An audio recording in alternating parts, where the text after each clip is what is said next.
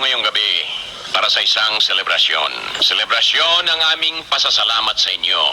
Inyong pagsuporta sa amin, lalo na sa madilim na yugto ng aming buhay, ay hindi ko yun nawala ng tiwala sa amin. Higit sa lahat, ay nais kong magpasalamat doon sa nasa itaas. Hindi niya kami pinabayaan. Kahit na sa mga sandaling kami mismo, inawawala na ng pag-asa. Pahayaan ninyo. Nais kong ibahagi sa inyo ang ilang salita mula sa banal na aklat na tumulong sa akin upang unawain ang lahat. Mula sa sulat ni San Pablo sa mga Romano, Kapitulo 7, versikulo 23 hanggang 25. Sa isipan ko, gusto kong magsilbi sa Diyos, pero natagpuan ko sa sarili ko na ako pala'y alipin ng kasalanan. Abang tao ako, sino magliligtas sa akin sa katawang ito na nagdudulot sa akin ng kamatayan? Salamat sa Diyos, salamat kay Jesucristo ang ating Panginoon na nagligtas sa akin. Praise the Lord! Hallelujah! Amen! Amen! Amen! Sure. Congratulations. Kumusta Congratulations. kayo? Enjoy yourselves. O ano yan? Judge, may nag-deliver ho sa gate. Sa guard ho iniwan eh. Buksan niyo.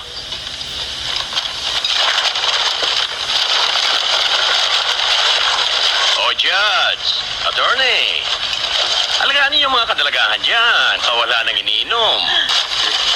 Attorney, hindi ba corona ng patay yun? Benja, tingnan mo, may corona, oh. Bakit corona? Alam mo kung sino may gagawa nito? Itapon niyo! Shit!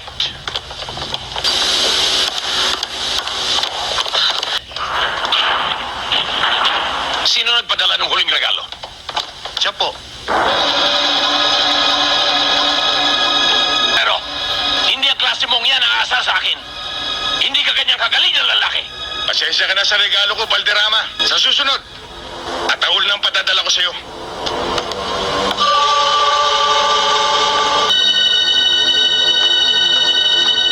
Statistics show that we've gone down by 30% from our former sales.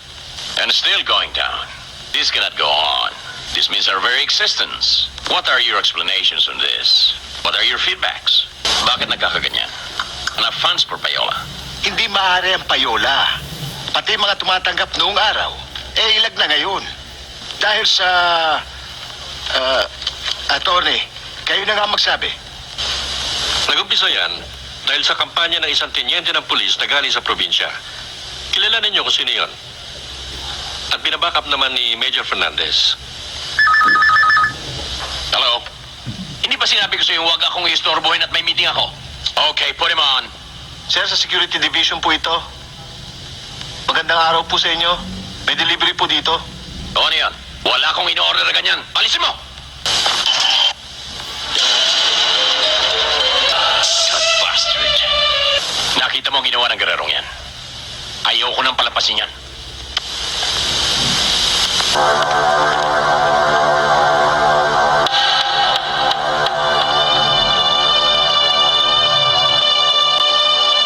Sigurado ba dyan?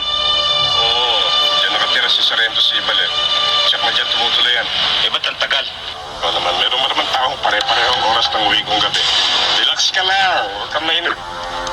Eh, may dumarating. Castro, salamat ha. Ayos lang, tinete.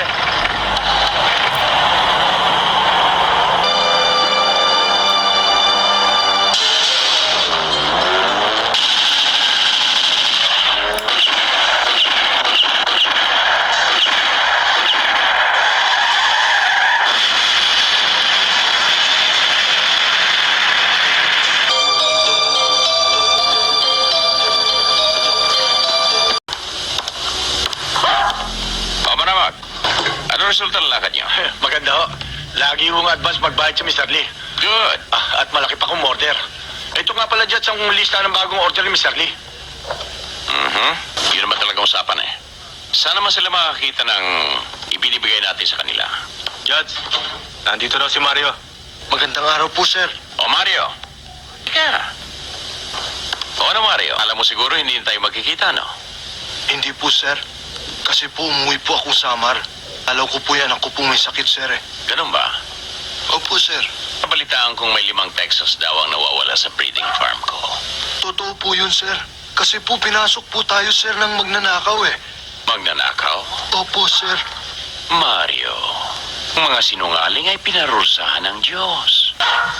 Sir, hindi ko po magagawa yun sa inyo dahil matagal na po ako, sir, naninilbihan sa inyo. Yung totoo.